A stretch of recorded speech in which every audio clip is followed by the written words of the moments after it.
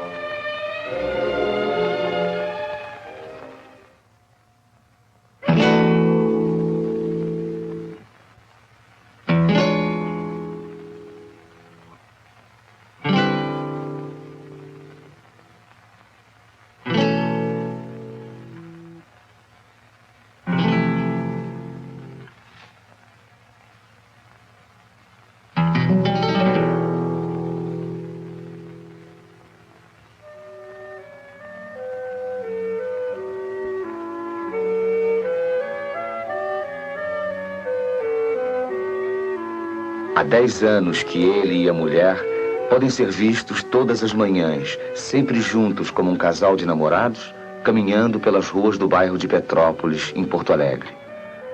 É voz corrente que formam os dois, há mais de 40 anos, um dos pares mais perfeitos de marido e mulher. Se eu tivesse escrito uma personagem para ser minha companheira, confessa ele, não teria conseguido inventar uma criatura tão completa.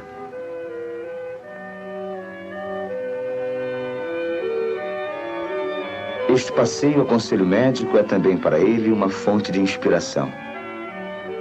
São lembranças de outros lugares e de outros tempos que lhe vêm, trazidas pelo vento dos pampas, matéria-prima indispensável na elaboração de seus romances.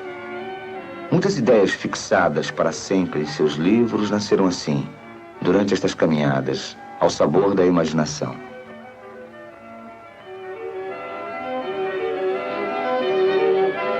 Ele não dispensa a presença da família. O clã dos Veríssimo está sempre reunido ao seu redor. Os filhos Luiz Fernando e Clarice e os netos, motivo permanente de alegria e distração. Pai, este é a luta do senhor samurai Akuda com o senhor samurai Oito. Começa o duelo. Oh! Oh! Oh! Oh! Oh! Oh! Oito! Oito! Oito! Oh!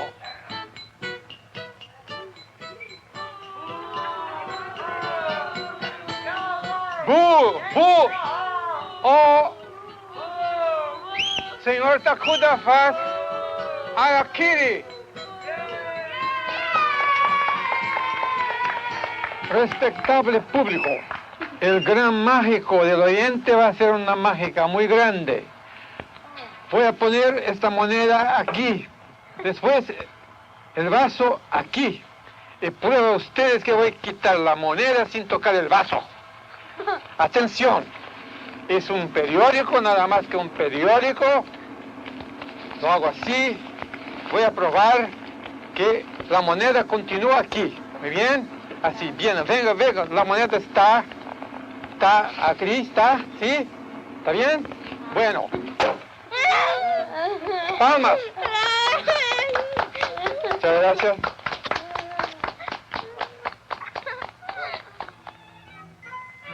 Um contador de histórias, como ele próprio modestamente se classifica. Histórias capazes de enternecer o coração de uma criança. Mas histórias que também se destinam ao mundo adulto, fruto de uma obstinada dedicação ao duro ofício de escrever.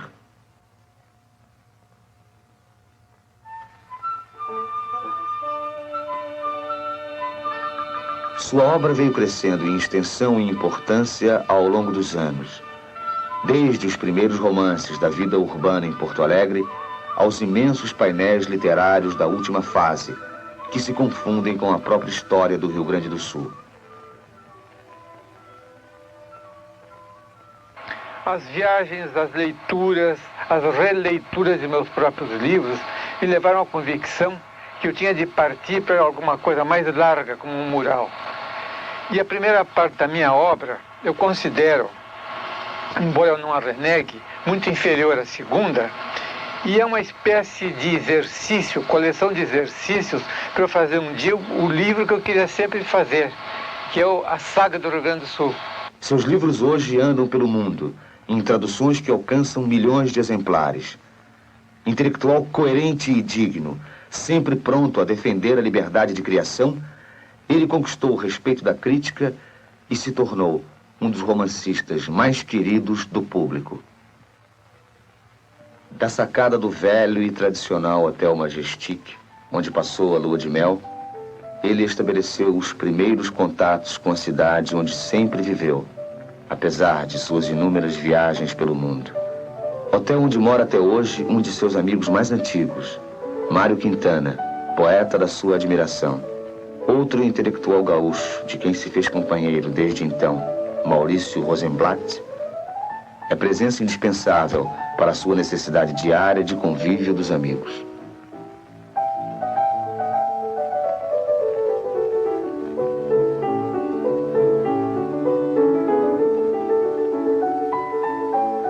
Cruz Alta, a cidade do interior gaúcho em que nasceu, se orgulha do seu filho mais ilustre. Aqui, no próprio quarto onde viu pela primeira vez a luz do dia, há 68 anos, pode reencontrar a lembrança de várias épocas. Épocas que compõem uma vida plena de realizações no mundo da literatura.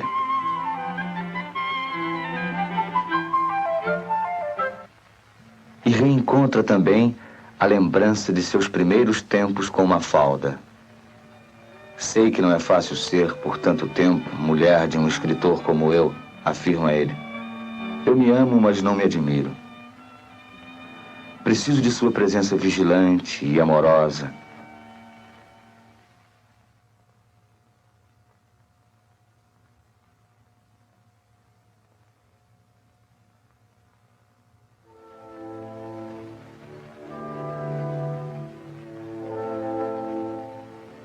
No velho sobrado onde passou a infância, ele parte à procura de um menino que no fundo de si mesmo nunca deixou de existir.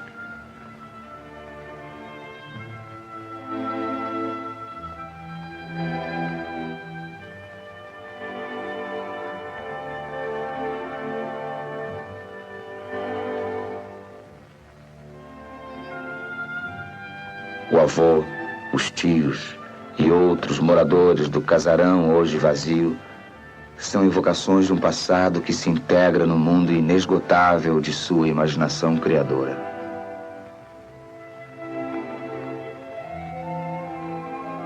Mundo onde a fecundidade da terra gaúcha simboliza a fértil e generosa existência deste homem, que fez da mansidão no convívio a expressão de seu amor à vida e da criação literária a sua principal razão de existir.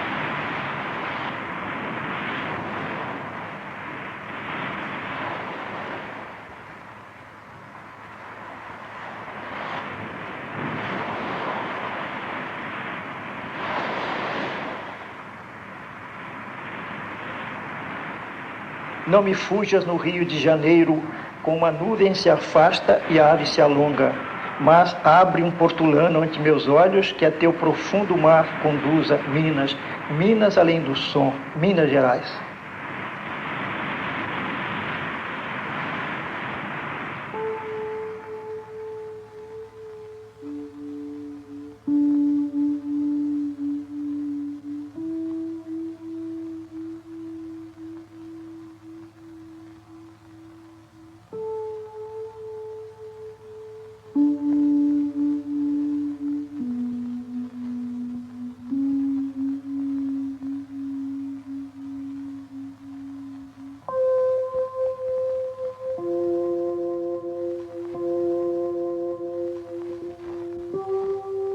Penetra surdamente no reino das palavras. Lá estão os poemas que esperam ser escritos.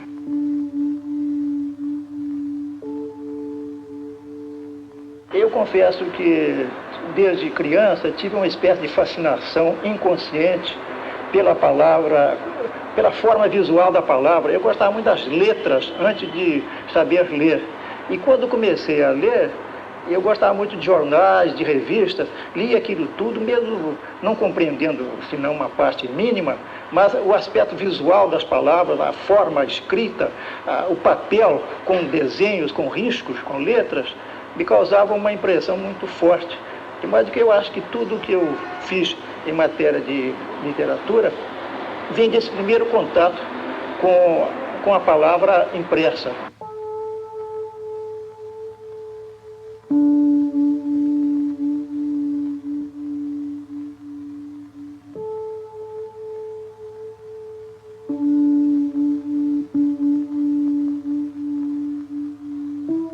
Minha família era de fazendeiros, mas quando eu nasci, meus pais já se haviam mudado para a cidade.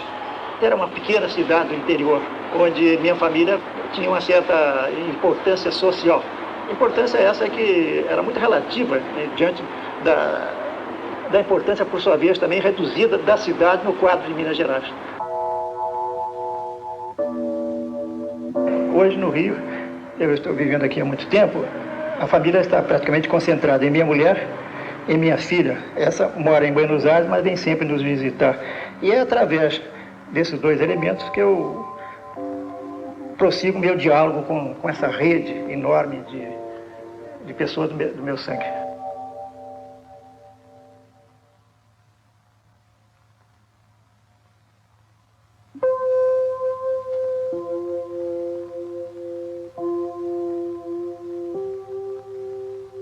Meus estudos foram muito irregulares, sabe? Comecei em Itabira, passei para Belo Horizonte, depois de lá eu fui para Friburgo. Com pouco eu não me dobrava aos padres jesuítas, né? Quando eu saí de lá, eu tinha aquelas baldas da formação do internato, um modo de andar na rua, com os braços colados junto às pernas. Então, os rapazes de uma pensão pela qual eu passava todos os dias, começavam a bulir comigo. Bana o braço, moço, bana o braço. Então, um dia eu resolvi abanar o braço, dando uma banana para eles.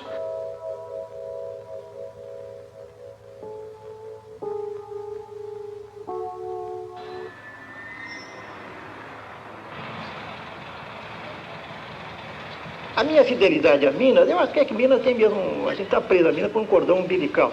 Embora eu acho que nós exageramos um pouco o lado mineiro dos mineiros. Eu acho que Minas, de fato, é um estado com peculiaridades muito marcadas, mas há um pouco assim de mito em torno de Minas. Nós criamos assim uma Minas meio estranha, como se Minas fosse um país diferente do Brasil.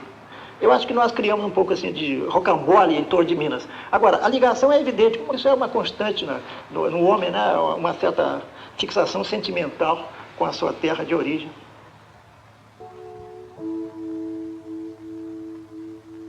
A base da minha formação literária está nesse monte de coisas da Biblioteca Internacional. Eram 24 volumes enormes, encadernados, Biblioteca Internacional de Obras Célebres. E com isso eu li um bocado de filosofia, um bocado de teatro, um bocado de poesia, um bocado de tudo. Fez uma salada no meu espírito. A minha experiência religiosa resulta naturalmente da formação familiar, né? Nós herdamos a religião como a gente herdava os objetos, as terras, né? Tudo que havia dos antepassados. Sucede que, já moço, eu abandonei esse fardo. A minha experiência foi muito desalentadora. Acredito que o contato com os padres tenha influído para que eu me afastasse do sentimento religioso. E depois as leituras, né, dos escritores franceses céticos, daquela geração de Anatole France, Rémy de Gourmont, que era uma geração muito crítica, né, muito curiosa de investigar o porquê das coisas e que não aceitava as verdades estabelecidas. Isso fez com que eu perdesse completamente esse vínculo. Embora eu, seja dito de passagem, acho admirável que os outros tenham religião.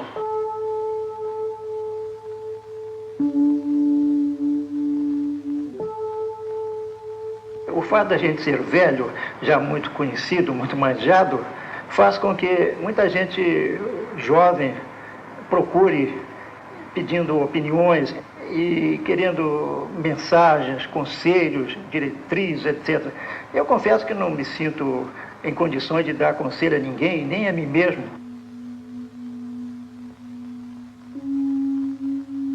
A minha experiência no Ministério da Educação foi muito rica e eu acredito que ela modificou um pouco os meus critérios de julgamento. Eu vim para o Rio com as ideias de eficiência e de energia, disciplina, de ordem e tudo isso, que diante da moleza do temperamento carioca, do clima carioca, tudo isso foram se dissipando, né? Então eu não vi que não podia exigir dos outros mais do que aquilo que os outros estão acostumados a dar. Agora o que há é um grande contraste entre as minhas tendências naturais e a vida que eu levei de pequeno burguês acomodado e calmo, né?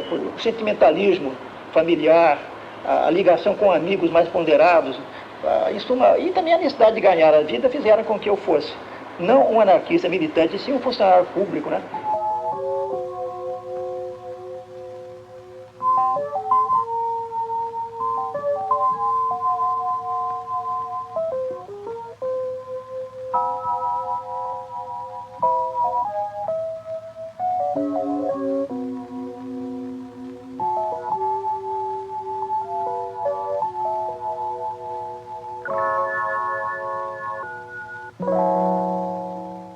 Eu continuo convivendo no Rio com os meus amigos da juventude, como Capanema, Martins de Almeida, Pedro Nava. São, por assim dizer, figuras fundamentais na minha vida, porque ligam o meu presente a todo o meu passado.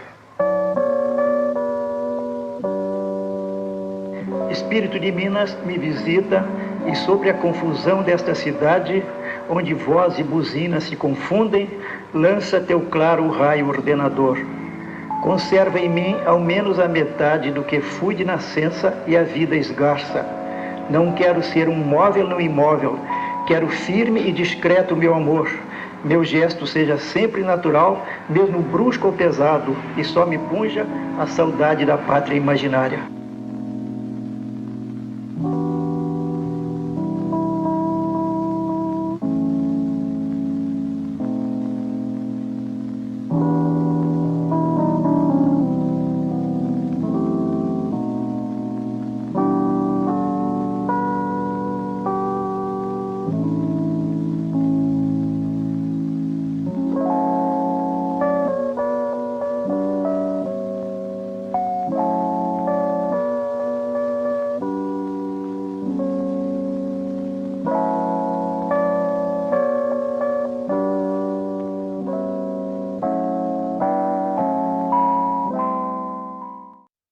Vamos ligando as câmeras. Quando a gente fez Quando reiniciou meu computador, eu acabei perdendo a gravação do começo. Então, eu vou repetir aqui, né, que este é o segundo dia da nossa mostra Cinema Brasileiro, para não chatear ninguém. E a gente escolheu 2 curtas do Davi Neves, para a gente poder... Enfim, e 3, na verdade, né? Sexta-feira a gente passou um também, e para anteceder o longa, né? E hoje a gente assistiu às 6 da tarde, né? Que o horário está meio confuso, né? Sexta-feira, domingo fica mudando o horário, mas a gente vai fazer às 6 horas. E aí a gente assistiu na sexta o Guimarães Rosa, hoje a gente assistiu o do Érico Veríssimo, e do Carlos Drummond de Andrade. E eu escolhi os 2 porque eu achei que tinha a ver com o filme, com o longa que a gente assistiu agora, do Frank Capra, que também está fechando a mostra hoje. E o filme que a gente assistiu hoje é de 1938, é anterior A Mulher Faz o Homem, que tinha a mesma atriz e o mesmo ator, né? A Jean Arthur e o James Stewart, e também o Felicidade Não Se Compra, que foi o primeiro que a gente assistiu, né? E o Felicidade Não Se Compra também tinha o James Stewart, e eu não sei se vocês lembram, o senhor que queria comprar tudo, que andava numa cadeira de rodas, que era o cara do mal do filme, então, era o vozinho do filme de hoje, né? Então, tipo, primeiro ele fez o papel de bonzinho, depois ele fez o papel de maldoso, né? O Lionel Barrymore, né? Que é o avô da Drew Barrymore. E ele era deficiente físico mesmo, né? Então, ele começa no filme lá com uma muleta, né? Mas depois, no outro filme que a gente assistiu de 40, se não me engano, que é a Felicidade Não Se Compra, ele já estava em cadeira de rodas mesmo, né?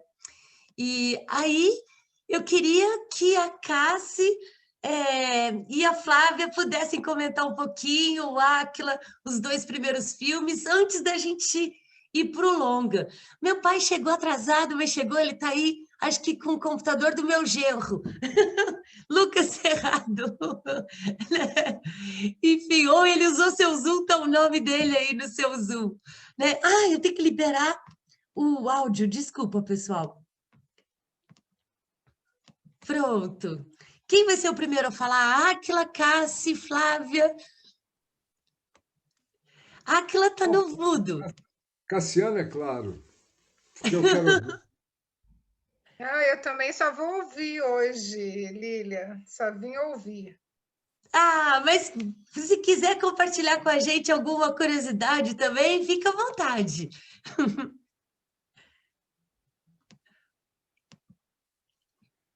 Cassi está no mudo. Cassiana. Pronto. Olá, boa noite, gente. Boa noite, todo mundo. Esse filme do Drummond é demais, né? Muito bom. O Áquila chamou atenção para a cena do pilotis ali. Eu lembrava muito dessa coisa, daquela brincadeira que ele faz, né? O Drummond rindo e brincando. Isso é muito curioso, porque o Drummond não era assim. O Drummond era bem sisudo. E ali, de alguma maneira, eles conseguiram que o Drummond ficasse... tivesse aquele ar... sei lá, juvenil ali, ele mesmo disse que andava com os braços assim, né?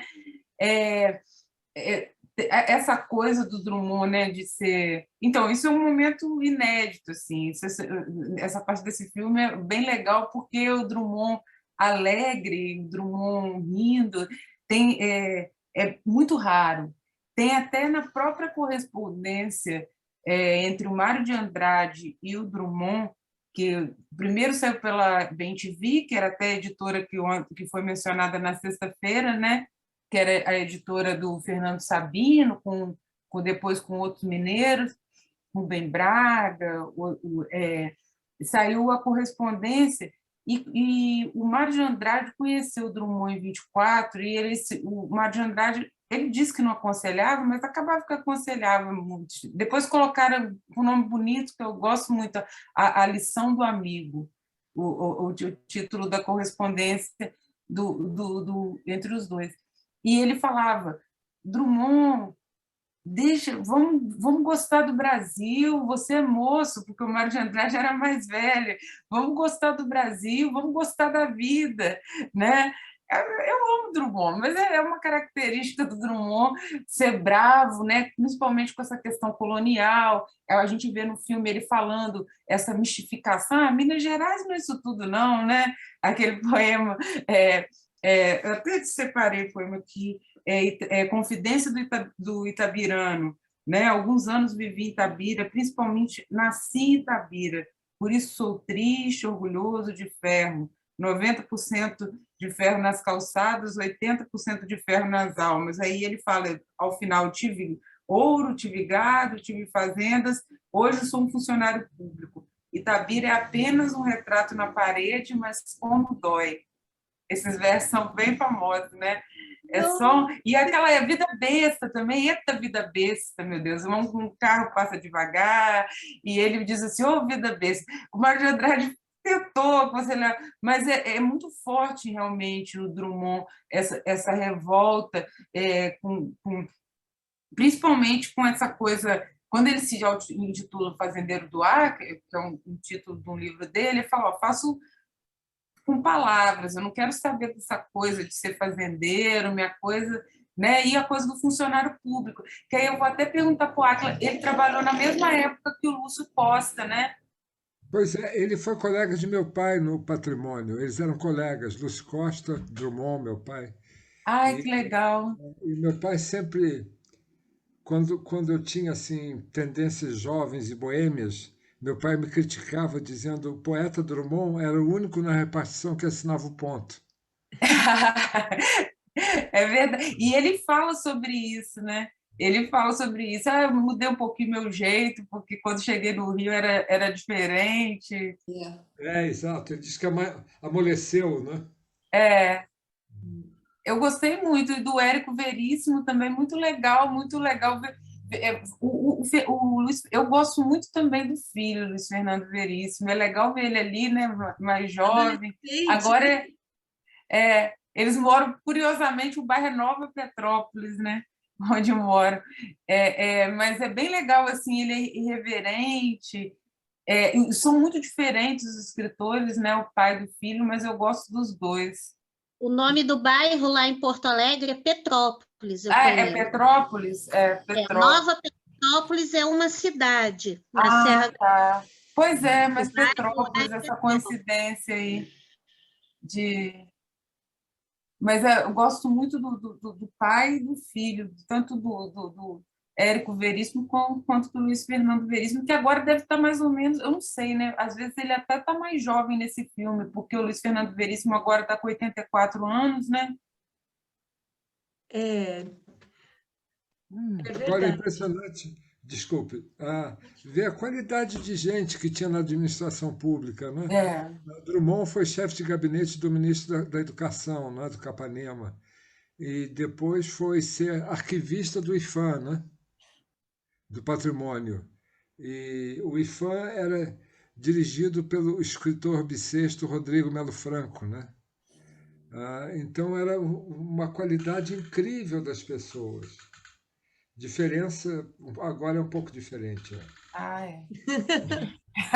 Bem diferente.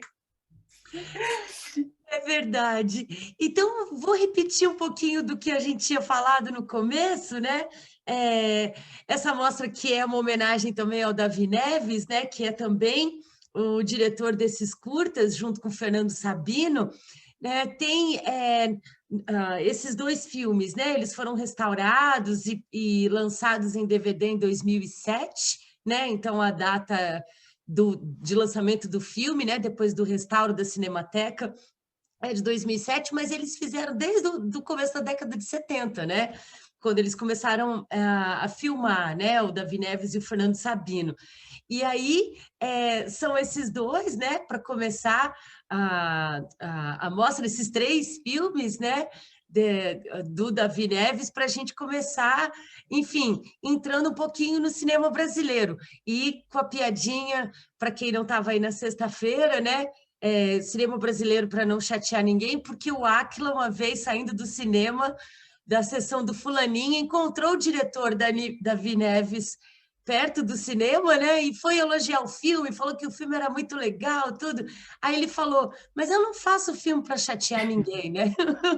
Então, por isso que ficou o nome da mostra, né? Que vai ser uma mostra permanente de cinema brasileiro, né? Antes seriam só 5 filmes, mas a gente vai fazer uma mostra permanente de cinema brasileiro, né? Começando com curtas e em breve a gente vai ter longas também e às vezes com a presença do diretor, beleza? Então, pessoal, vamos abrir para o outro filme também. Ficou meio óbvio, né? Por que eu escolhi esses dois, né? Porque o Drummond é como se fosse meio que um contraste, né? Porque o filme, né, do Mundo Nada Se Leva é como se fossem os proto-hippies, né, em 38, né, vamos fazer aquilo que a gente quer, né, e viver do jeito que a gente quer, né, e claro que pode ter críticas, né? Os negros são empregados, né? A forma do James Stewart tratar, mas vamos lembrar do contexto, né? 38. E também tem críticas, porque o Capra estava ganhando o Oscar, né? Ele ganhou 3 Oscars, mas durante a gestão dele na Academia de Ciências e Artes, né, do Oscar, aí falava que ele dava Oscar para ele mesmo, mas não é verdade, é só ver, enfim, a atemporalidade dos filmes dele, como eles são ultra copiados, né, as narrativas, e como ele ajudou a fazer a ideia do sonho americano, né, um imigrante construindo. E tem uma curiosidade, ele fez amizade com Eisenstein e foi visitar em 37, um pouco antes da filmagem, né, do filme, ele foi visitar a Rússia, o que era uma coisa comum até então, né? E ele era um aliado do Roosevelt. Então, tipo, tem uma coisa meio contraditória, falar de não pagar dinheiro para governo, né? Mas completamente apolítica, ideológica, né? Mas ele fez amizade com Eisenstein e ele ficou muito triste de saber que o povo russo, naquela gestão lá do Stalin, já não tinha mais tanto, não tinha lugar mais para sonhadores, né? Como o próprio Eisenstein, quando ele foi conhecer, né? Ele viu que ali era uma coisa do Stalin, uma população empobrecida, né? E tudo muito decadente. Então, essa visita dele à Rússia meio que inspirou o personagem russo lá, que ficava desdenhando tudo assim, mas ele estava lá só para filar boia, né? Como se ele fosse essa decadência desse governo stalinista, né?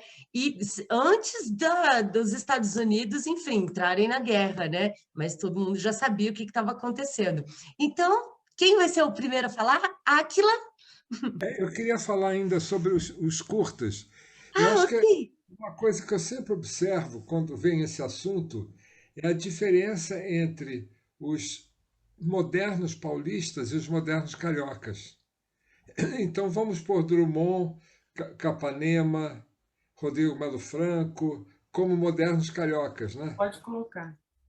Portinari, e os paulistas, né? Mário Jorge de Andrade. E os modernos cariocas são muito mais enquadrados. Eles trabalham no serviço público, eles são mais integrados, né? E os modernos paulistas, num sentido, são mais anárquicos, né? Que, mais uma vez, contraria o clichê, né, do carioca e do paulista. Olha que legal, que interessante esse contraste, essa contradição, né, do clichê. Agora, o filme do Capra é muito New Deal, né? Muito! É muito crítico ao capitalismo retrógrado, né? E então essa proposta de uma nova maneira de lidar com o capital, né?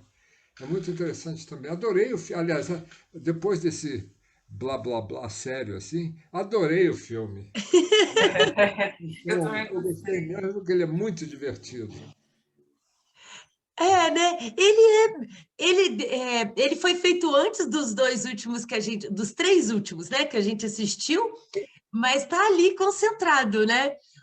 A coisa da comunidade ajudar, né? Como na vida nada se... Não, a felicidade não se compra, que no Natal todo mundo vai ajudar o James Stewart, né? Que ele tinha lá um banco que faliu, né? Mas um banco para ajudar as pessoas a terem suas próprias casas. Aí, de novo, a ideia de gentrificação, né? Que está no outro filme, que tem nesse filme de hoje, né? E a Jean Arthur, né? Que a tradução do filme no Brasil é A Mulher Faz o Homem, né? Ela é a mulher do filme, e o James Stewart também, né? Então a gente vê esse romantismo assim, né? Nesse filme que foi feito antes, mas tem os 3 assuntos, né? Tem os mesmos temas, né? Nesse filme de 38. Né? Quem é o próximo? Otávio? Desculpa, eu não vi quem levantou a mão. Levanta a mão de novo, por favor. É Otávio? Quem mais? Depois meu pai. Beleza. Fala, Otávio. Uma coisa que me chamou a atenção, em 38, então, com uns 40 anos, 50 anos de antecedência, né? o jovem Kirby estava pensando já na energia solar. Exato! Eu achei impressionante. É verdade, é verdade. Pai? Eu adorei o filme. Muito bonito, muito divertido, né? Valeu. E o diretor, eu acho que ele deveria ser embaixador dos Estados Unidos. E entre os bárbaros do norte, ele sempre mostra que tem pessoas decentes nos Estados Unidos, né? Quem sabe, né, esse país ainda se salve algum dia, né, das maldades que faz ao resto do mundo, né? Então eu vejo assim, no meio então realmente de plena guerra, né, ou quase iniciando a guerra para os Estados Unidos, para os conflitos, né, indiretos que os Estados Unidos participou, né, a questão exatamente dos russos, sempre como inimigos, e não eram, né, nunca foi, né, nunca invadiu, né, até então, né, essas coisas todas. A questão exatamente do vermelho, né, e aquele grupo, né, que parecia realmente um grupo bastante ingênuo, puros, né, que queriam apenas viver. Ao contrário do outro grupo, né, o grupo dos banqueiros, né, e etc. Né? E, então, realmente, isso parece que o diretor sempre coloca, né, dois grupos, né, bem antagônicos, né, realmente com questão moral até, né, que faz você torcer por um e odiar o outro, né, e assim por diante. Ele trabalha muito bem isso, então eu não falei brincando, não. Ele é um excelente representante, né, do que resta dos Estados Unidos, né? Então, eu gostei por isso. Eu acho que é o único americano que eu compraria um carro usado. Legal. Valeu, pai. Obrigada. Quem é o próximo? Dona Ana, quer falar alguma coisinha? A gente está com saudade de ouvir a senhora, o seu Jorge. Tudo bom, dona Ana? Ele realmente, até o fim, aquele Pocket Full of Miracles, que eu acho que foi a despedida dele, é espetacular, sempre é, né? Dando a volta por cima, otimismo, vamos em frente. Muito bom. É verdade. É mesmo. E a senhora já tinha visto esse filme? Já, eu vejo tudo que eu posso dele. E esse Pocket Full of Miracles, se você quiser passar, também não vai se decepcionar, não. Ah, eu vou procurar. Pode deixar. Poxa, É uma pobretona de rua que tem um amigo que trabalha num hotel e ele passa para elas novidades do jet set. Então, ela escreve para uma filha que mora na Espanha como se ela fizesse parte daquela vida toda dos famosos, dos endinheirados. Até o dia que a minha filha está dizendo que eu vou entrar no spoiler, então não vou dizer mais nada. Não, eu já fiquei super afim de ver. Eu também fiquei com vontade. Mas eu só vou dizer a coisa, dá uma virada quando a filha resolve visitá-la. Olha só! Ela não quer que a filha veja a condição dela, né? Depois vocês veem. Pocket Full of Miracles. Eu não sei como é que traduziram em português, mas eu acho que foi o filme que ele fez por último. Ah, certo. Colorido. Deve ser da década de 60, 70, né? Comecinho de 70. É, por aí. Ah, beleza. Obrigada, dona Ana. Valeu, valeu. Posso falar? Pode. Vera, pode falar. Eu já tinha visto esse filme também, mas eu devo ter visto com a minha mãe, que eu via um monte de filme com ela. mas não lembrava muitos detalhes, não. Lembrava assim muito por alto. E aquela cena, realmente, a cena final dos dois sentados, né? Aquela coisa que quando o banqueiro chega lá, que tal mudança, aquela cena dos dois sentados ali, aquela cena é muito legal, né? Para mim, assim, realmente é a cena do filme. Dos dois tocando a gaita, né? Quando ele chega, né? Aquela cena toda, ele chegando e sentando junto e tocando a gaita.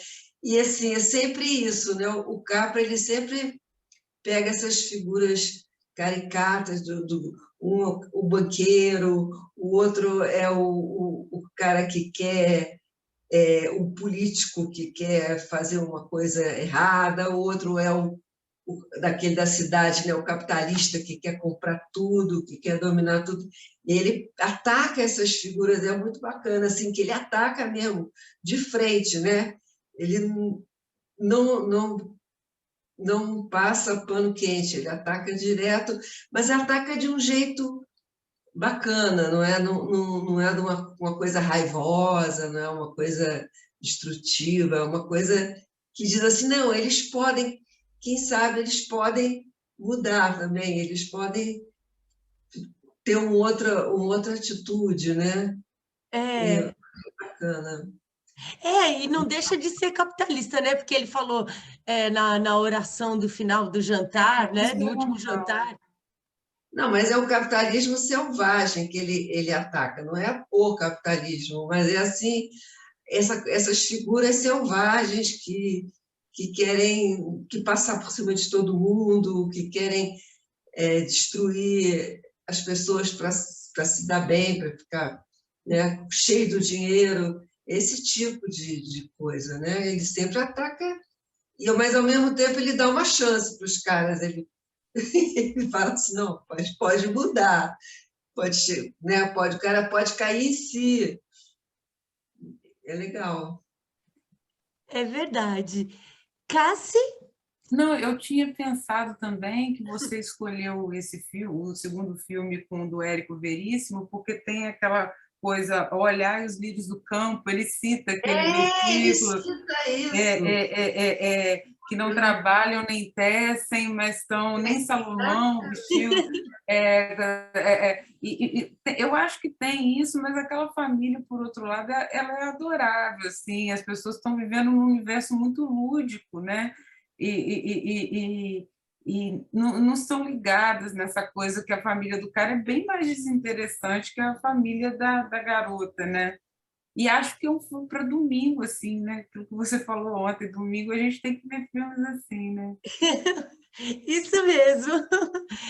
Legal, obrigada, Cássia. Ótima, mas foi totalmente sem querer. Mas ótima. Mas sim, inclusive ele cita, né? Ele cita Olhar os lírios do campo, ele cita no filme o trechinho. E na hora que o rapaz vai e entra no elevador, o que fazia os bonequinhos, né? I'm a Lily. Ele falou, não.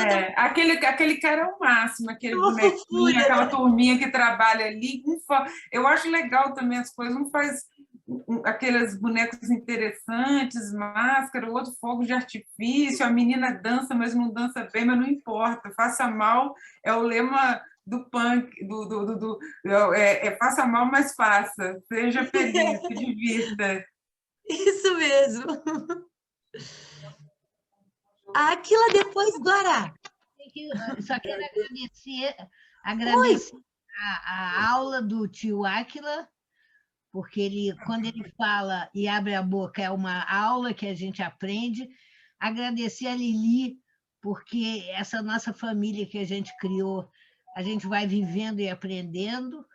Agradecer a Cassiana, que é uma graça de pessoa. E eu vou ter que sair para comer alguma coisa, porque eu fico vendo uma coisa atrás do outro e fico aqui com fome. Beijo a todos. Duas pipocas, filha. Que saudade da pipoca. Saudade muito bom, de todos saudade dos encontros. Que saudade dos encontros, isso sim. Vamos para frente. Vamos para frente. Obrigada, Cibele. Áquila, depois Guará. Eu não me lembro mais do que eu ia dizer. Pode passar então para Guará e depois você fala? Não é grave, daqui a pouco você lembra. Eu estou bem assim, 10 minutos depois eu lembro.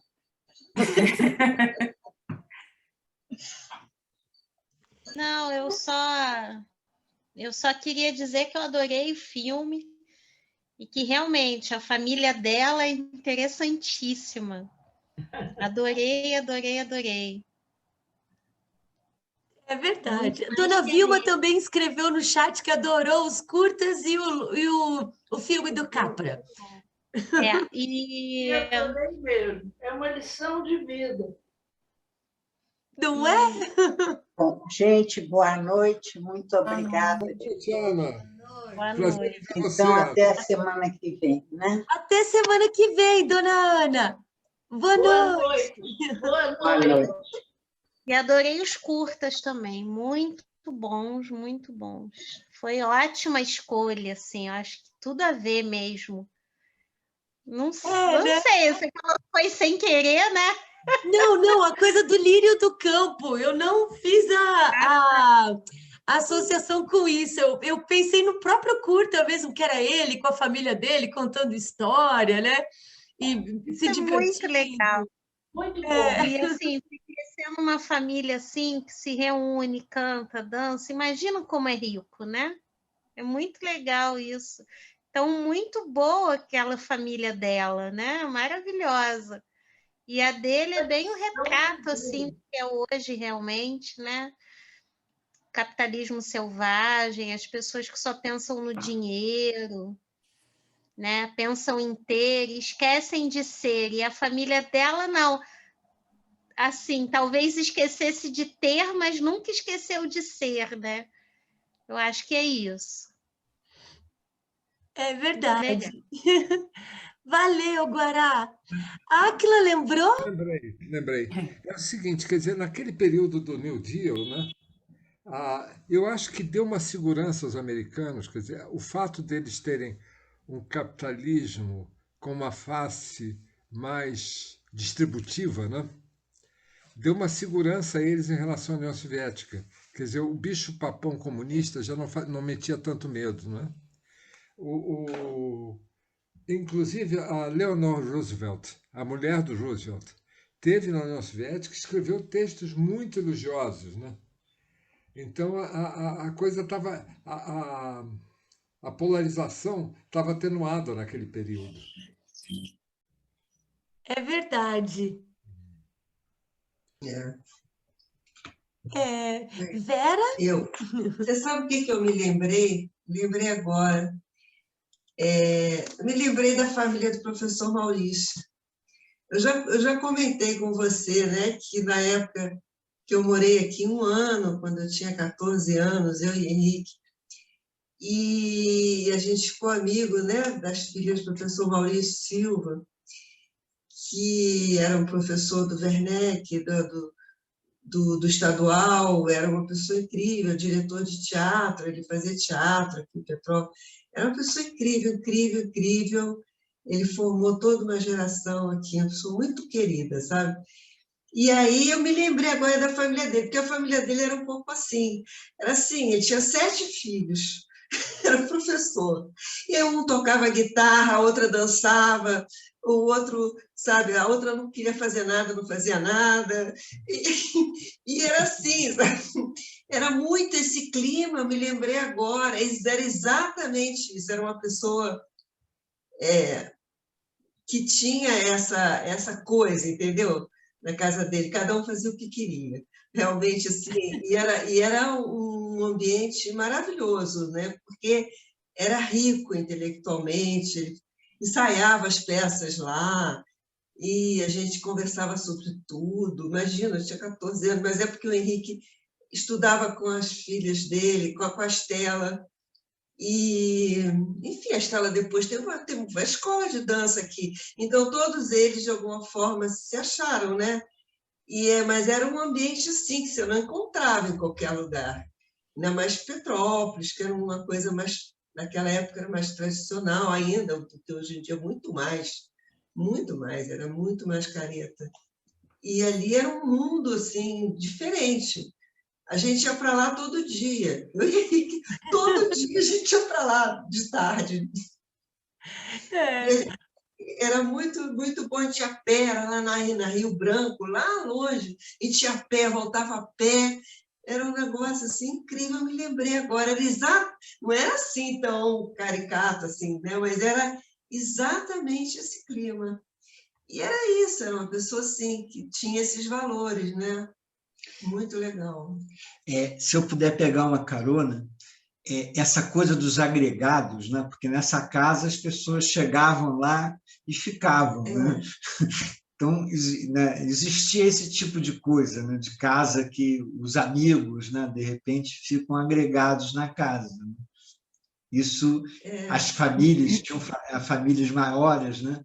E tinham casas assim que eram acolhedoras mesmo, né? Que as pessoas chegavam e ficavam, que é muito bom. Valeu. Áquila? Eu estava me lembrando, voltando a Minas, que não é para agradar vocês, mas, voltando a Minas, a casa do Aníbal Machado, eu acho que era assim, porque contavam que todo domingo tinha o que hoje em dia chamam de open house, né? Quer dizer, todo domingo a casa estava aberta e tinha gente que fazia um monte de cantores, músicos, atores, poetas, quer dizer, quase toda essa geração que estava atuando e criando nos anos 40 passou por lá e deu na filha dele, né? Que foi a diretora do Teatro Tablado. Então era quase como se fosse um sarau permanente, né? A casa funcionava como um sarau. Olha que legal. Eu frequentei uma casa assim, de uma família, moravam no Cosme Velho, eu estudei com a Ângela, são irmãos do Rafael Rabelo. Era uma casa assim, aberta, eram 9 irmãos. Rafael era ainda menininho, pequenininho. E todos assim, Isolina era dançarina, Luciana cantora, Helena dançarina, acho que era Bosco João, ele tocava violão, e era assim, aberta a casa também, eu dormia lá várias vezes, eu era amicíssima de Ângela, até ela casou com meu amigo de infância, meu pai uma vez foi me buscar lá, porque eu estava dormindo fora de casa um tempão, mas era assim, tranquilinho, não tinha... E era muito bom, eram uns agregados que ficavam lá, numa casa assim, cheia de gente, cheia de alegria, muito bom. Me lembrou até, durante o filme, me lembrou um pouco, eu me lembrei um pouco desse. Eu achei o filme, no início, eu não estava gostando muito, porque esse gênero assim, um pouco burlesco não me agrada muito, mas depois só... por enaltecer esses valores, né, do bem, isso eu sempre gosto. Aí começou a ficar sensível, sensibilizar, foi quebrando, né, a frieza do capital, né? Gostei, depois fui gostando mais. O humor eu não gostei muito, o humor do filme, eu acho esse burlesco assim, não é o que me faz rir. Beleza. Cássia levantou primeiro a Não, mão. não levantei, não. O Áquila então levantou. tá. Então Áquila. E aí, voltando a Aníbal Machado, a filha dele era Maria Clara Machado, né? Que fundou o Teatro Tablado, no Rio, da onde saíram todos os atores quase cariocas a partir dos anos 50, né? Numa atmosfera também assim de sarau permanente, porque o Teatro Tablado ela fazia questão de ser um teatro amador. Quer dizer, ela nunca quis profissionalizar o teatro, para deixar a coisa lúdica preponderar, né? Quer dizer, devia ser lúdico e amador. Eu acho, Lília, um pouco que você fala da sua casa quando você era criança, era um pouco assim, né? É, eu fico tentando me segurar para não ficar muito autorreferente, mas era isso mesmo. Na infância, quando a gente chegou em Minas, a Vera falou de professor Maurício, tinha também o doutor Maurício, que era um psiquiatra e tinha a melhor locadora da cidade, era amigo do meu pai. Aí ele fez até o grande mentecapto do Fernando Sabino, e o pessoal ia ensaiar lá em casa, e minha mãe tinha uma coleção de Chuquinha, que eram uns bebezinhos pequenos, que ela não deixava eu brincar com eles, porque era dela. Eu tinha dois, mas ela tinha coleção. Aí, quando a galera estava ensaiando, eu pegava os bonequinhos dela, botava a roupa igualzinha de todo mundo, e ficava lá fazendo a fala de todo mundo do grande BTK. Só que eu era criança, eu não entendia nada. Aí os atores olhavam, nossa, mas ela é criança, ela está repetindo isso. Eu nem sabia, eu nem lembro direito da história, né? E eu até fui atriz na peça, tinha lá a criança, o anjinho que subia, e era eu, né? Mas eu lembro que eu tinha de cor toda a peça, né? E aí, depois na adolescência, né? Os punks que iam dormir lá em casa, aí era para ir embora no domingo, era terça-feira a galera estava lá, era quinta-feira a galera estava lá. Aí, posso lavar roupa? Aí lavava as roupas e manchava tudo, a roupa do resto do pessoal. Né? E, enfim, o pessoal ficava lá, né? Não queria ir embora. Ou então ficava meio de cara feia, minha mãe achava ruim que o pessoal não cumprimentava, né? Falava, pô, aqui é uma casa feliz, todo mundo tem que se cumprimentar, né? Aí, quando vê a menina ficava doente, tinha reumatismo, minha mãe levava no hospital, e não sei o quê, depois levava em casa, em Lavras ou em Alfenas, assim. Aí conhecia a mãe da menina, e a menina brigava com a mãe.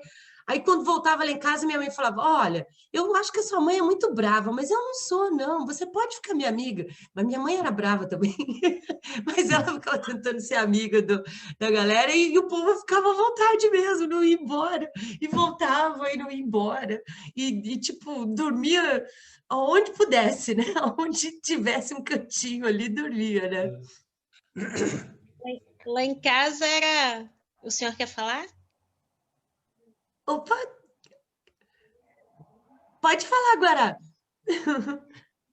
Lá em casa era a roda de violão dos amigos do meu irmão, dos meus irmãos. Nós somos 7, né?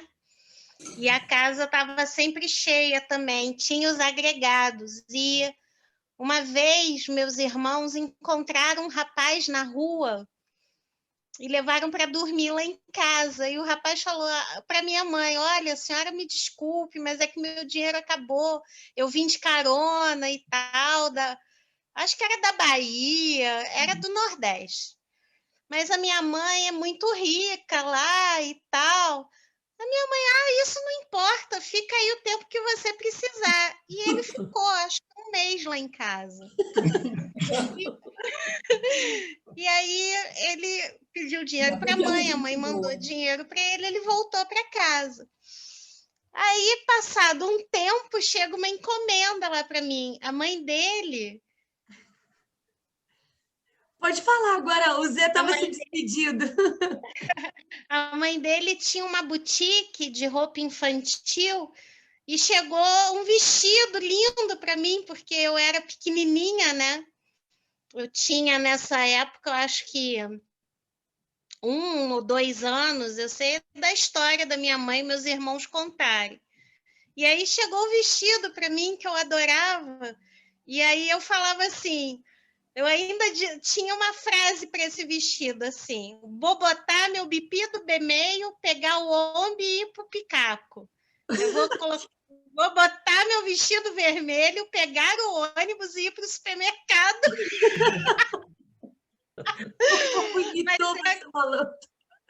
Mas era uma casa assim, que o pessoal se reunia também, ficava tocando música, e isso eu lembrei um pouco, assim. Porque até meus 10 anos era assim, o pessoal do coral, que meu irmão era do coral, ia para lá para casa. Meus irmãos tocaram na banda do colégio, então tinha os instrumentos, o pessoal ia para casa. Então era uma casa bem movimentada, bem animada, assim, sabe? E tinham esses agregados aí que de vez em quando apareciam e ficavam. Era legal. Não, lá em casa Eu até acho pedreiro. O pedreiro que fazia não sei o quê, brigava com a esposa, aí a esposa botava ele para fora, ele morava lá em casa, né? Tipo, brigava com os pais, ia lá para casa, né? Tipo, era essa coisa, né? Tipo, também era cheio de agregado, né? Isso é bom, é coisa de família grande, eu acho. E antiga, né? De casa grande, né? É. Hoje com os apartamentinhos e tal. Pois é, e casas grandes. A minha família foi uma família que morou toda junta também. Meu avô materno faleceu, minha avó materna foi morar com as minhas 2 tias na minha casa. E eram minha mãe, meu pai e meus 6 irmãos, que eu não era nascida ainda. Então, é coisa de casa grande, família grande, isso é bom, é gostoso. Não tem mais hoje. Hoje tem muito a família do banqueiro. Pelo que eu vejo, infelizmente. Pessoal, boa noite. Obrigado, Lília. Boa noite, adorei. Boa noite. Obrigada, Áquila, obrigada. Obrigadão, tchau. Tchau, tchau. Vocês são ótimos. Você também. Adoro ter vocês aqui em casa. Ah, legal. Ah, alguém quer falar? Alguém mais quer falar? Eu acho que não, Lília. Foi muito bom, adorei. Engraçado que eu pensei nesse nome desse filme, mas eu estava pensando no outro. Eu fiz confusão.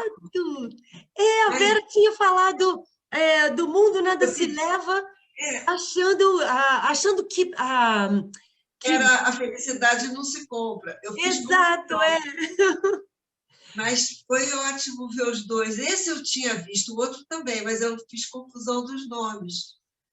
Mas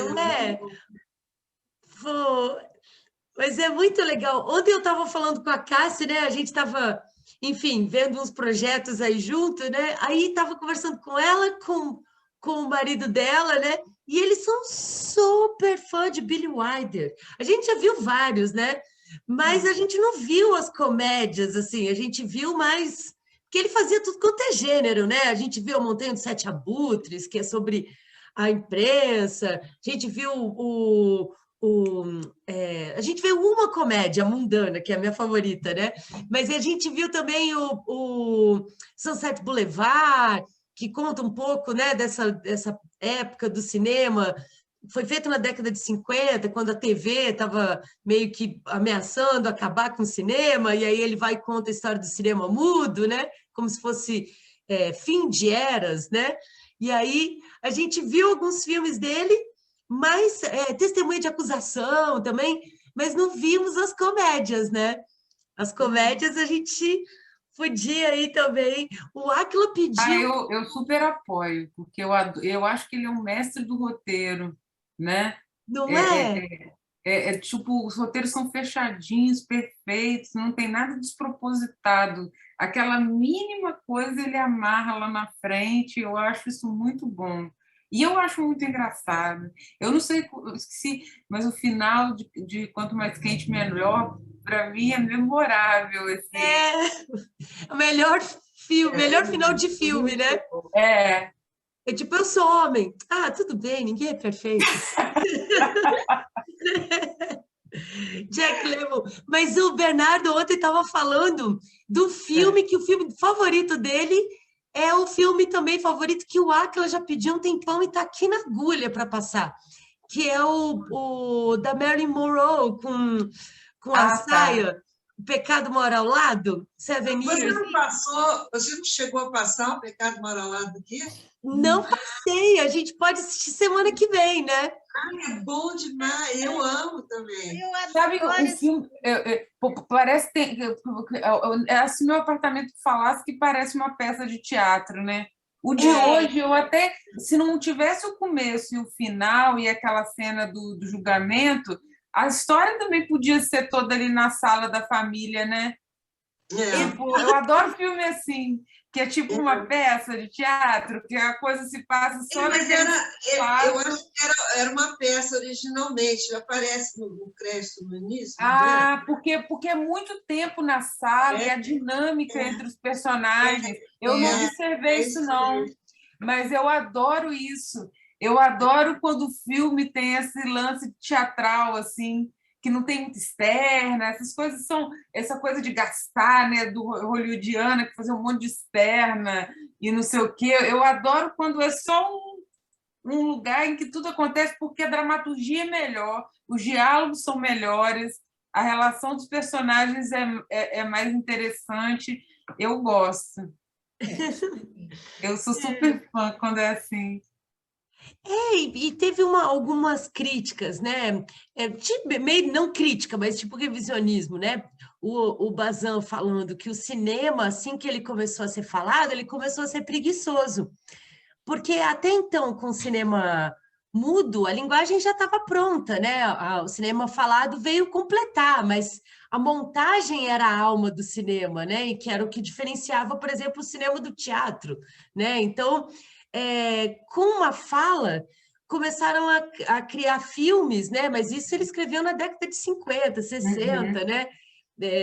Os clássicos ainda não eram, por exemplo, Frank Capra já estava produzindo ainda, mas já não estava no imaginário das pessoas, né? Ele só foi resgatado no final da década de 70, com o filme de Natal, né? Que seria o filme de Natal que a gente viu, A Felicidade Não Se Compra. Mas aí ele faz essa crítica da preguiça dos estúdios pela facilidade de filmar o diálogo e de estar dentro de um cenário só. Não precisava mais ter a coisa da montagem, de criar eu entendo a usar linguagem, né, para contar uma história. Eu entendo. Mas, por exemplo, o meu filme preferido do Bergman não é um filme que todo mundo gosta, que é aquele filme Depois do Ensaio, que é só o cara sentado no sofá com a menina depois do ensaio de uma peça, e eles começam a conversar. Só tem uma cena... Eu adoro aquele filme, é só uma conversa. Eu estudei Beckett, né, gente? Que é uma peça que duas pessoas ficam conversando sem sair do lugar. Para mim, conversar é a melhor coisa do mundo. Tipo Godot, assim, né? Não precisa de ação.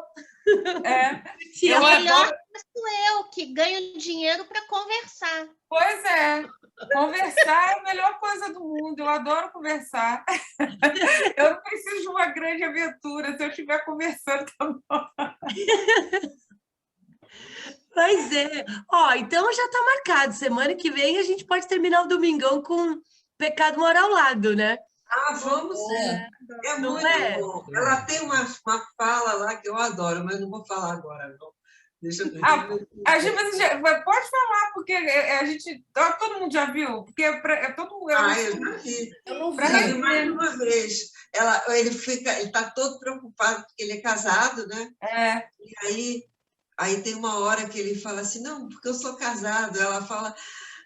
que bom! Assim, o bom é que o homem casado nunca vai me pedir em casamento. Vai me prender. Gente, e tem um filme que eu já passei aqui, mas agora que é época de quarentena, eu acho que a gente não vai ver, não. Que é um dos meus filmes favoritos, The Misfits, que é o último da Marilyn Monroe, o último do Clark Gable. Eu vi, a gente viu outro dia. Né? E ela retoma essa fala, que é do John Huston, né? E também o último do John Huston. Então, tipo, os três morreram, mas né? eu achei meio triste esse filme. Eu vi agora na quarentena, achei triste demais. Mas ela usa essa mesma fala, porque ela está lá bebendo, porque ela foi para Las Vegas, era o único lugar que mulher poderia se separar, né? O único estado que permitia, Nevada, né? Que a mulher pudesse pedir a separação, nenhum estado ainda permitia que a mulher se separasse, né? Aí ela chega lá, conhece o Eli Wallace e o Clark Gable, que são dois cowboys que estão lá tentando ver se conquistam ela, né? E aí ela vai uma hora e conta, falando que o dia mais triste da vida dela não era aquele, que o dia mais triste da vida dela foi o dia que ela estava no hospital porque o marido dela estava doente, ou sei lá, ela estava no hospital, e aí ela conversa com um cara que estava tendo neném, e ela ficou super feliz, assim, né? E aí o cara foi e deu em cima dela, e pediu ela em casamento. Aí ela falou, esse foi o dia mais triste da minha vida, porque era para ser o dia mais feliz. Esse filme é meio Ele bem estava fazendo triste, bem isso. melancólico. E acho que é o último filme dela, né? E do Clark Gable e do John Huston, né? Mas é um Como é que chama o filmaço, filme? né? Eu não assisti esse. Como é que chama? The Misfits, Os Desajustados. Mas eu não assisti.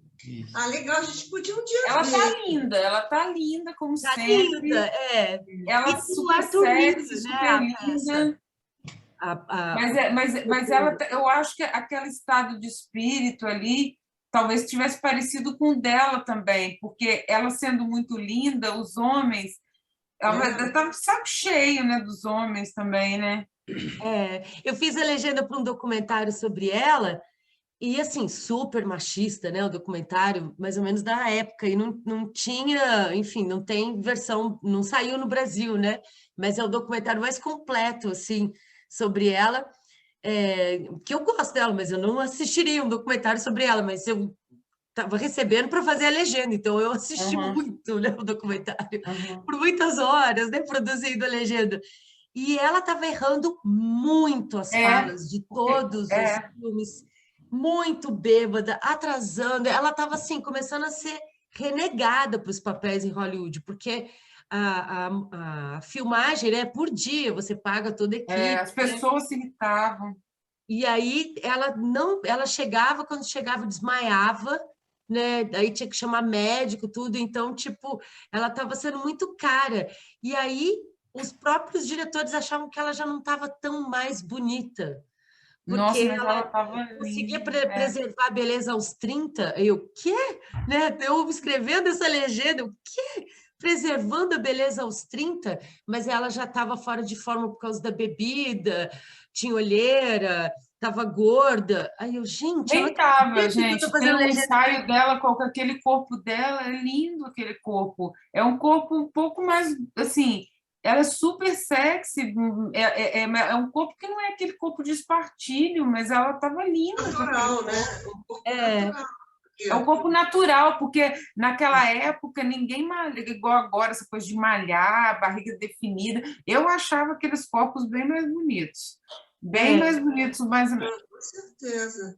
E ela já era assim. Da mulher ter curvas, né? Não é aquela coisa tábua, tipo tábua. Isso... Não, ela tinha umas gordurinhas, mas era linda, linda, assim, linda demais. Desde quando ela era Norma Jean, né? Quando ela era ruiva e tinha um testão gigante, assim, né? Porque aí o cabelo tinha um topetão, assim, né? E aí ela tirava as fotos bem na época das pin-ups, que eram cheias de espartilhos, Ela não, ela estava lá na praia, enfim, com blusinha amarrada, né? E super, enfim, à vontade, né? Mas Não, e ela com Billy Wilder também é maravilhoso. Nesse filme ela está muito bem, mas tem um que eu sempre confundo se os homens preferem as loiras ou Como Agarrar um Milionário. Porque um é do Howard Hawkins e o outro é do Billy Wilder. E eu não sei, talvez o roteirista seja o mesmo, não sei. Mas tem uma cena que ela conhece o pai do noivo dela. E o pai do noivo, igual no filme de hoje, não, essa interesseira, ela quer casar com você por dinheiro e não sei o quê. Aí ele vê a Marilyn Monroe, assim, né? Só que ela chega de óculos, assim, toda linda, né? Aí ele fala, nossa, e não sei o quê, o sogro fica todo assim, né? Entende? Até ele acha, poxa. Aí ela tá com um decotão, assim, né? E de óculos. Aí ela fala, eu gostei do seu filho porque ele é um dos poucos homens que se interessam por mulheres de óculos. Porque ele, na verdade, adora brincar com meus cérebros. Aí ela faz assim. Billy Wilder, né? Ele adora brincar com os meus cérebros. Muito bom, muito bom. Ô, gente, eu acho que eu vou também, porque preciso comer alguma coisa. Meu Deus, eu tô adoro vou cortar depois. Não, mas isso é bom, Lili, por favor. Fala agora assim. Fala, Guará. Não, Então eu você falei, vai eu passar adoro Billie Wilder, filme né? Que bom. depois também. Bom, Oi, bom. Eu Guará. adoro ela. O que você falou, Guará? Não, que você vai Fala, passar Nelly. Billie Wilder, que bom. Eu ouvi, Vera. A Guará que falou alguma coisa quando você estava falando junto e eu também. Não, porque eu falei que eu adoro a Marilyn. Os homens preferem as louras, eu amo também. Eu adoro todos os filmes dela, todos que eu já vi, assim, e que eu já vi várias vezes e vejo e revejo quando passa, adoro. Ah, então pronto. Então, né, já fica aí a dica. E Vera, eu tenho o DVD dos desajustados. Eu vou te emprestar para você ver. Porque eu acho que agora que é pandemia, Eu achei meio passar no triste. Cineclube, o pessoal fica meio deprê, assim, né? Eu achei o filme, eu falei, eu queria que o filme acabasse. Sabe? Quando você quer que o filme acabe. E a gente viu no domingo, que não é dia de ver filme assim. Ai, porque como mulher, sabe? As críticas dela são muito. Ela está sofrendo e é tudo muito real. Ela está muito. Tudo bem que o final é bom. Eu já dei um spoiler, tá?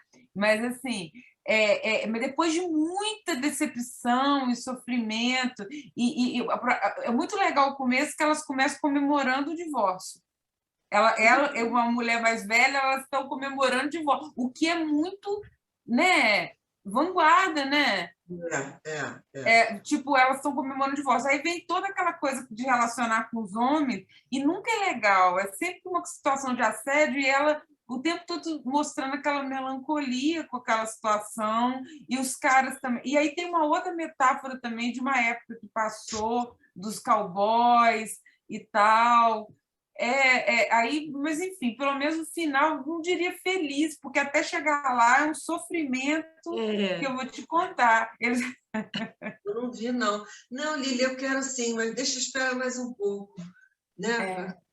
Assim, não, eu não sei se o Otávio vai querer, aí também. É o tipo de sofrimento que mais me toca, que é o subjetivo da mulher, sabe? Dos homens também, os caras estão sofrendo pra caramba, porque aquela vida de cowboy, aquilo não tem mais lugar, eles estão fazendo uma coisa que machuca, que tem risco de vida, mas as coisas mudaram, não tem mais... Isso, Montgomery Clift também está lá. Isso. Que ele tinha feito Freud um pouco antes, né? Freud Além da Alma. O cara era todo machão, bonitão, se constituía como um herói, e de repente aquilo tudo que ele faz, e principalmente a coisa do cowboy, não tem mais sentido nenhum. Aí ele perde a identidade, ele tem que procurar alguma coisa assim. É muito meio. Essa busca. A queda do Império Americano, né? Do sonho americano, né? Todos aqueles ídolos, né? Aquele ideário norte-americano cai por terra no filme, né? John Huston é um dos meus favoritos. A gente já fez 2 mostras do John Huston aqui, bem no começo do Cineclube, em 2016. Aí, esse a gente não passou, assim, a Zezé não queria. Que ela falou, não, esse filme é muito triste, vamos passar outros, John Huston. A gente viu Relíquia Macabra. Mas é triste mesmo. Que é incrível, assim. Viu outros, né? Mas esse a gente não viu. Gente, um beijinho. Beijinho, Guará. Beijinho. Tchau, Beijo, Vera. Meu beijo. Brigadão. Nada. Falou, boa noite a todos. Ontem eu falei demais, hoje eu falei de menos, tá bom. Sempre Hoje o filme era de 10 minutos, eu falei mais tempo que o tempo do filme. Depois eu fiquei me sentindo mal, né? Pelo contrário, pô, foi lindo. Você vai passar o filme do Caio nessa história aí? Vai, né? Vou, com certeza. Com certeza. Agora a gente já vai emendando. Vai ser bom. Beleza? Boa noite, gente. Tchau, Guará. Tchau, Boa Vera. noite. Tchau, tchau. Boa noite. Boa noite. Tchau.